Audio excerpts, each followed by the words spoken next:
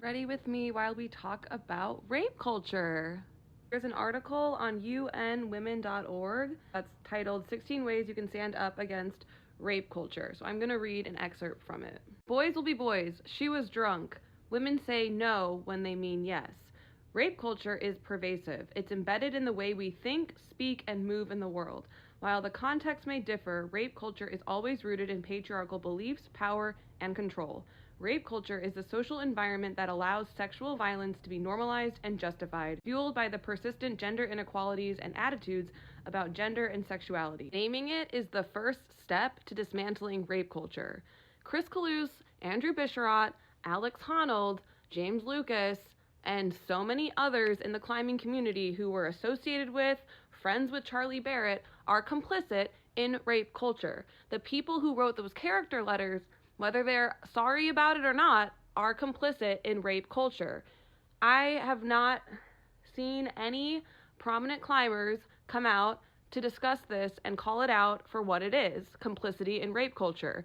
We need people to speak about it and name that and be accountable for that. And until then, I don't want to hear any more men going on podcasts and giving their opinion about sexual assault. Kalous and Andrew Bisharat talked about in the RunOut podcast, which is behind a paywall because they're cowards and don't want to say what they're thinking out loud for the world to hear. They talked about how Stephanie Fort, who survived Charlie's abuse, came to them and asked for help. And they were just like, yeah, I don't know what to do. Andrew Bisharat told her to go to the police.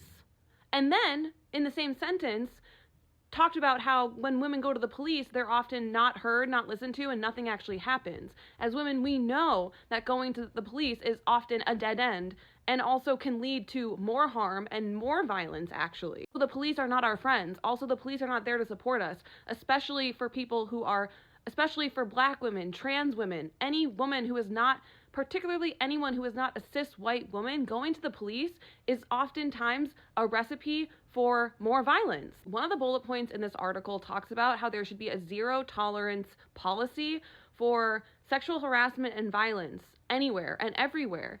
And guess who decided to ignore quote unquote rumors that sexual violence was happening to people in his community? Alex Honnold. In the Outside Online article, he talks about how he had heard quote unquote rumors around the campfire about Charlie Barrett being sexually abusive and sexually assaulting people.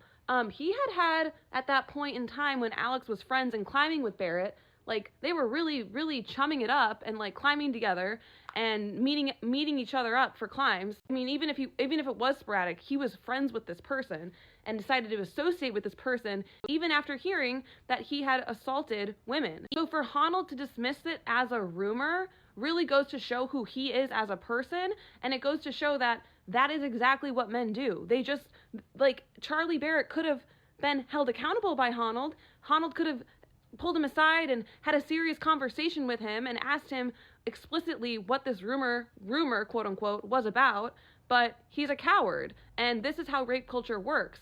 The people who are associated in the network with that person do not hold that person accountable, therefore enabling that person's violent behavior. Charlie Barrett knew that everyone around him was staying silent about his behavior. Nobody was being manipulated to stay silent. Alex Honnold is a grown-ass man. The people that wrote those character letters are grown-ass adults, and they need to be held accountable for being complicit and enabling his behavior.